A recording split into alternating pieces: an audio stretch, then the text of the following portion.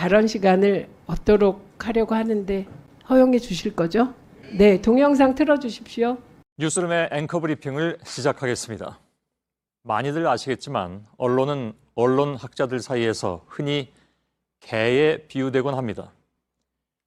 최순실 사태가 세상에 알려지기 훨씬 전 태블릿 PC 보도는 물론이고 우병우 전 민정수석에 대한 의혹이 나오기도 훨씬 전, 즉 작년 4월 27일 앵커 브리핑은 언론의 역할에 대한 내용을 진행했습니다.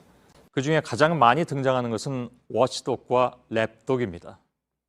워치독은 감시견을 뜻하죠.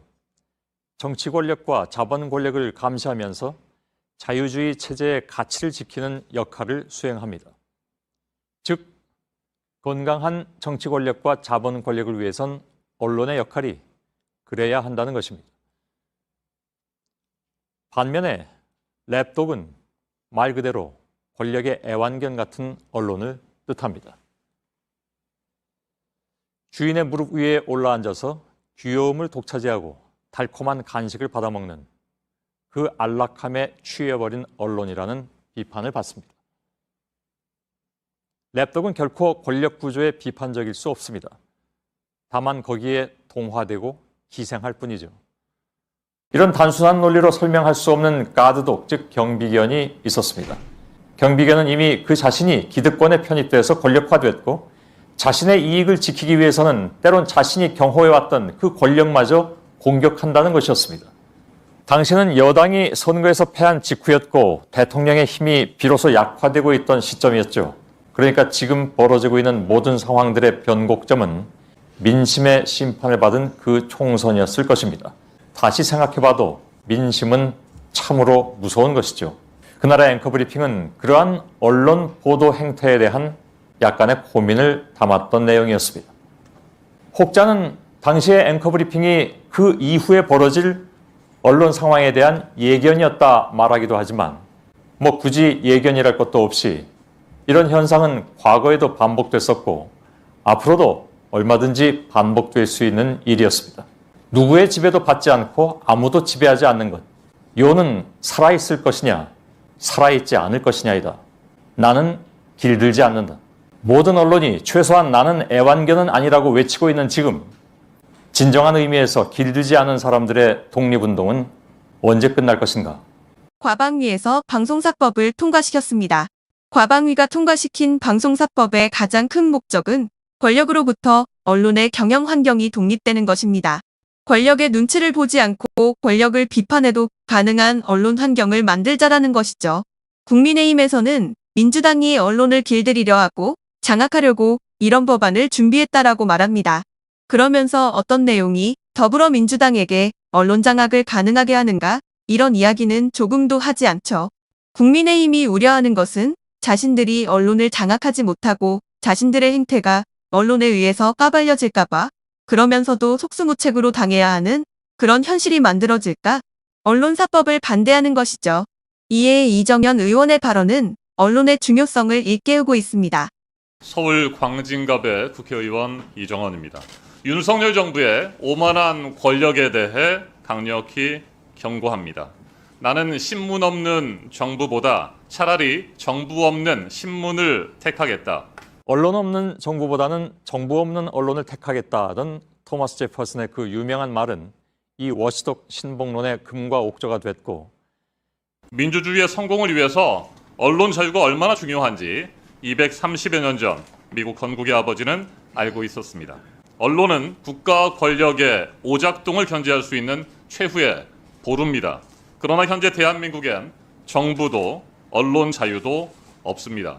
우리는 법치를 외치던 대통령에 의해 권력 분립이라는 헌법 가치가 무너지는 비극을 보고 있습니다. 민주주의 국가에선 언론을 행정부, 사법부, 입법부에 이어 제4부로 부릅니다. 그런데 지금 대한민국 민주주의를 지탱하는 모든 기둥이 위태롭습니다. 윤석열 정부는 언론을 장악하고 통제하고 있습니다.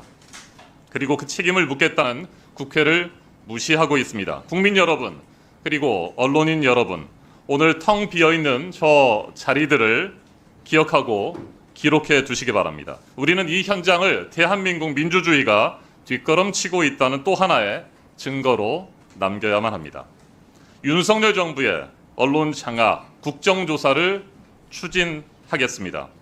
퇴보하는 민주주의를 방관하면 그 청구서는 반드시 국민에게 돌아갑니다. 이것만큼은 기필코 막아야 합니다. 언론 장악, 국정조사 실시로 윤석열 정부의 언론 장악의 위법성과 무도함을 바로잡아 나갈 것입니다. 7월 임시국회에서 반드시 추진하겠습니다. 권력은 영원하지 않습니다. 국민 위에 군림하려는 권력, 국민을 우습게 하는 권력은 절대 성공할 수 없습니다. 한상혁 방통위원장 해임을 시작으로 류희림 방심위의 비상식적인 심의 남발까지 이 정부는 집권 25개월 동안 일사천리로 언론 장악 프로젝트를 가동하고 있습니다. 국정조사로 낱낱이 밝혀야 합니다. 마지막으로 오늘도 상임위 회의에 참석하지 않고 민의를 대변하는 국회를 존중하지 않는 여당 의원들에 대해 강한 유감을 표합니다. 방송사법 관련한 입법 청문회가 예정되어 있습니다. 자유롭고 책임 있는 언론 개혁으로 나아갈 첫걸음입니다. 방송사법은 정권에 따라 흔들리는 언론 자유를 지키는 법입니다. 보수가 집권하든 진보가 집권하든 권력자가 아니라 국민의 편에 서는 언론 환경을 만들자는 지금부터 중요한 사항을 말씀드리겠습니다. 약 1분만 집중해서 들으시길 바랍니다. 제가 유튜브 구독자분들을 위해 특별히 준비했습니다. 이슈 뉴스만 잘 챙겨보셔도 충분히 돈을 벌 수 있는 방법이 있다고 말씀드렸는데요. 이 사진을 보시면 어떤 생각들이 드시나요? 단지 이런 뉴스가 있구나는 생각뿐이라면 잘못 생각하고 계신 겁니다. 그 이유가 무엇이냐면 제가 6월 말 7월 초에 뭐라고 말씀드렸나요? 지금은 바이오에 관심을 가져야 한다라 분명히 계속 말씀을 드리고 투자 쪽으로도 생각을 해봐야 한다고 말씀드렸습니다. 이런 유튜브 영상 썸네일을 많이 보셨을 텐데요. 이런 바이오 관련 이슈가 되었을 때 투자자 또는 부자들은 어떤 생각할까요? 바이오 관련해서 이슈가 많이 발생하고 있으니 바이오 관련주가 무엇이 있는지, 어떤 종목이 가장 좋을지, 어디 투자를 해야 돈이 몰릴 수 있는지 자연스럽게 생각한다고 말씀드렸습니다. 그 이유는 바로 이슈가 곧 돈으로 이어지고 그 이슈가 나에게 돈을 벌어준다는 경험적 확신이 있기 때문입니다. 지난번에도 유튜브 구독자분들과 함께하는 주식으로 수익 내기 프로젝트를 진행했었는데요. 당연히 100% 무료로 진행했고 이 사진을 보시면 아시겠지만 구독이라는 문자 메시지를 남겨주시는 모든 시청자분들께 이렇게 바이오 관련주 중에 가장 급등할 확률이 높은 한 종목을 알려드렸습니다. 사진을 보시면 아시겠지만 6월 말 라파스를 추천드렸는데요. 정확히 얼마에 매수하고 어떤 종목을 사야 하는지, 어느 지점에서 팔아야 하는지 이런 부분들까지 여러분들에게 정확히 알려드렸습니다. 실제로 많은 분들이 수익을 보셨고 오른쪽 사진을 보시면 아시겠지만 6월 말 라파스를 소개해드리고 난 후 실제로 며칠이 지나지 않고 이렇게 주가가 2배 이상 급등하였습니다. 지난번과 똑같이 문자 메시지로 구독이라고 보내주시면 이번에 이슈가 되고 있는 주식 중에 앞으로 대장구시를 하면서 주가가 가장 꽤 상승할 종목을 시청자분들에게 문자 메시지로 종목명과 사고자 하는 시점을 모두 알려드리겠습니다. 그래서 이 영상을 보시고 계신 시청자분들에게 이번 종목이 궁금하다 하시는 분들은 남녀노소 시간대 상관없이 이렇게 상단에 제 번호를 항상 남겨놓고 있습니다. 제 전화번호 010-5638-2209로 구독이라는 문자 메시지를 보내주면 됩니다. 저는 다른 것을 바라는 게 단 한 가지도 없습니다. 여러분들이 저로 인해 수익을 보셨다면 구독과 좋아요 한 번씩만 부탁드립니다.